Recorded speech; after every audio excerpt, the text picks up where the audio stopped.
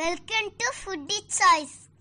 அனைவருக்கும் வணக்கம். இன்றைக்கி நம்ம பார்க்க போகிற ரெசிபி என்னன்னு பார்த்தீங்கன்னா ஃபிஷ் கட்லட் தான் நம்ம இன்றைக்கி பார்க்க போகிற ரெசிபி. இதுக்காக நான் இன்றைக்கி 1/4 கிலோ சூரை மீன் எடுத்துருக்கிறேன். கழுவி க்ளீன் பண்ணதுக்கு அப்புறமா நம்ம இதை வேக வச்சு எடுத்துக்கணும். இந்த மீன் கூட கொஞ்சமாக உப்பு மஞ்சள் தூளும் ஆட் பண்ணி நம்ம ஃபஸ்ட்டு வேக வச்சு எடுத்து வச்சுக்கலாம்.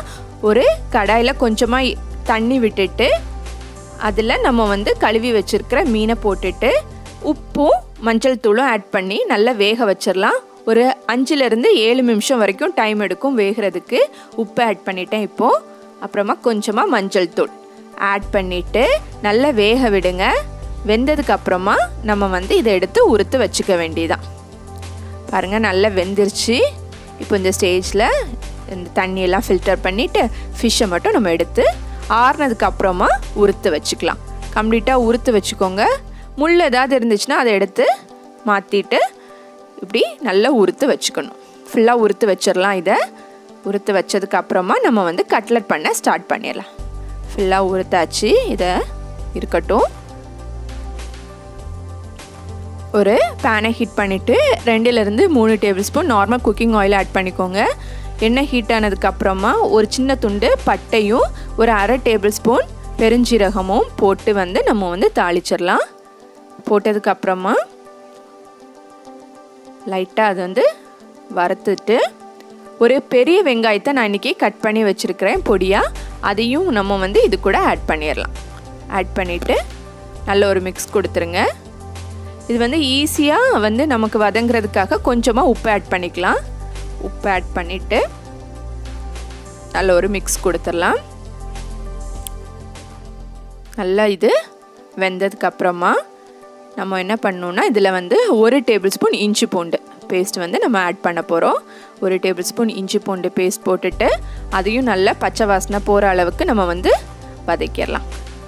வதக்குனதுக்கப்புறமா நம்ம இதில் ஒரு பச்சை மிளகாவை குட்டியாக கட் பண்ணி ஆட் பண்ணுறேன். இது குழந்தைங்க சாப்பிடுவாங்க அப்படின்னா நீங்கள் இது ஆட் பண்ண தேவையில்லை. இல்லாட்டினா 1-2 பச்சை மிளகா நீங்கள் ஆட் பண்ணிக்கலாம்.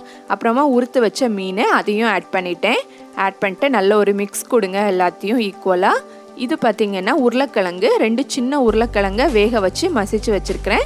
அதையும் நம்ம இது கூட ஆட் பண்ணிடலாம். ஆட் பண்ணிவிட்டு எல்லாத்தையும் ஈக்குவலாக ஒரு மிக்ஸ் கொடுத்துடலாம். ரொம்ப ட்ரையாக தான் இருக்குது, ஒன்றும் பிரச்சனை இல்லை. லாஸ்ட்டாக நம்ம தண்ணி கொஞ்சமாக ஆட் பண்ணிக்கலாம். இந்த ஸ்டேஜில் காரத்துக்கு ஏற்ப மிளகாய் தூளும் ஒரு 1/2 டேபிள் ஸ்பூன் கரம் மசாலா தூளும் நான் ஆட் பண்ணுறேன். ஆட் பண்ணிவிட்டு எல்லாத்தையும் ஈக்குவலாக ஒரு மிக்ஸ் கொடுத்துடலாம். மிக்ஸ் கொடுத்ததுக்கு அப்புறமா கொஞ்சமாக நம்ம தண்ணி ஆட் பண்ணிக்கலாம். ஒரு 4 டேபிள் ஸ்பூன் தண்ணி ஆட் பண்ணாலே போதும். உப்பு பத்தலைன்னா கூட கொஞ்சம் எக்ஸ்ட்ராவாக நீங்கள் ஆட் பண்ணிக்கோங்க.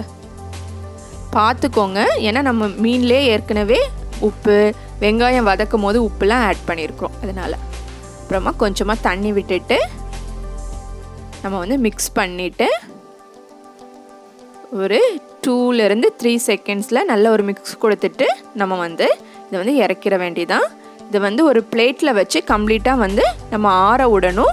ஆறுனதுக்கப்புறமா நம்ம கட்லட் பண்ண ஆரம்பிச்சிடலாம். இது பிரெட் கிராம்ஸ் வீட்டிலே ரெடி பண்ணது. அது நம்ம பண்ண ஃபிஷ்ஷு. இது ஒரு எக்கை பீட் பண்ணி வச்சுருக்கிறேன். இதை இப்போ எல்லாமே பால் ஷேப்பில் நல்லா உருண்டை பிடிச்சிக்கலாம்.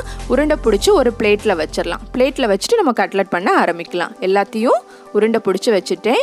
இப்போ நம்ம வடைலாம் பண்ணுற மாதிரி லைட்டாக தட்டிட்டு ஃபஸ்ட்டு நம்ம ஒரு எக்கை பீட் பண்ணி வச்சுருக்குறோம்ல, அந்த எக்கில் லைட்டாக டிப் பண்ணி எடுத்துட்டு நம்ம பிரெட் கிராம்ஸில் நல்லா கோட் பண்ணி எடுத்துட வேண்டியதான். பிரெட் கிராம்ஸில் நல்லா கோட் பண்ணிவிட்டு நம்ம எல்லாத்தையும் ஒரு பிளேட்டில் அரேஞ்ச் பண்ணி வச்சிடலாம். இப்படி எல்லாத்தையும் நல்லா கோட் பண்ணுங்கள், எல்லா சைடும் படுற மாதிரி. அப்போ தான் நல்லா கிறிஸ்பியாக இருக்கும் சாப்பிடும் போது. இப்படி எல்லாத்தையும் ஒரு பிளேட்டில் வச்சு எடுத்துடலாம். இது ஃப்ரிட்ஜில் ஒரு 5 மினிட்ஸ் வச்சு எடுத்திங்கன்னா இன்னும் நல்லா செட்டாக இருக்கும், உருந்து போகாது எண்ணெயில் போடும் போது. அப்புறமா ஒரு கடாயில் நான் எண்ணெய் நல்லா ஹீட் பண்ணிட்டேன். இப்போ நம்ம ரெடி பண்ணி வச்சுருக்கிற அந்த கட்லெட்டை நம்ம இதில் போட்டு எடுத்துடலாம். போட்டுட்டு 2 சைடும் திருப்பி போடுங்க. 4-5 செகண்ட் ஈக்குவலாக 2 சைடும் வெந்து அந்த அவுட்டர் லேயெல்லாம் நல்ல கிறிஸ்பி ஆகணும். அந்த அளவுக்கு அந்த கலர் சேஞ்ச் ஆகணும். அந்த அளவுக்கு லைட்டாக இப்படி திருப்பி போட்டுட்டு நல்ல வெந்ததுக்கு அப்புறமா நம்ம எண்ணெயிலேருந்து எடுத்துட வேண்டியதான். பாருங்கள் நல்லா ப்ரௌன் ஆயிடுச்சு. சூப்பராக கிறிஸ்பியாக கட்லெட் வந்து ரெடி பண்ணிட்டோம். இது குழந்தைங்களுக்கு கண்டிப்பாக கொடுக்கலாம். ஏன்னா இந்த மீன் வந்து ரொம்ப ரிச் இன் அயன் கண்டென்ட். அதனால வந்து நம்ம வந்து கண்டிப்பாக ஸ்கூல் விட்டு வந்தோடனே ஒரு ஸ்நாக்காக வந்து இதை வந்து நம்ம குழந்தைங்களுக்கு ரெடி பண்ணி கொடுக்கலாம். நீங்களும் இந்த ரெசிபி ட்ரை பண்ணுங்கள். எப்படி இருந்ததுன்னு ஷேர் பண்ணுங்கள். இன்னொரு அட்டகாசமான ரெசிபியில் உங்களை மீண்டும் சந்திக்கிறேன். Thank you. Thanks for watching Foodie Choice.